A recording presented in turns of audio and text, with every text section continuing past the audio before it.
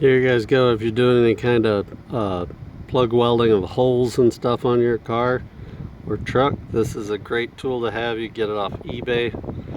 Basically that copper backer plate goes up behind the panel, allows you something to weld up against, so it absorbs some of the heat from the panel so it doesn't warp as bad and you don't have as much blow through. I'll show you real quick.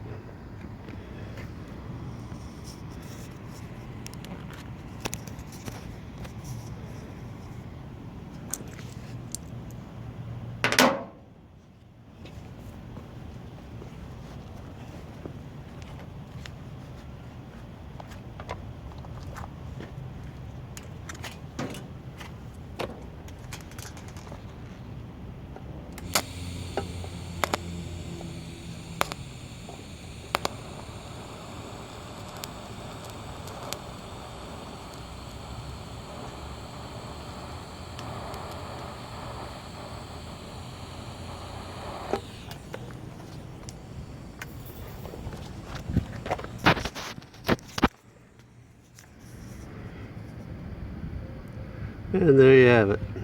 Thanks for watching, guys. Bye.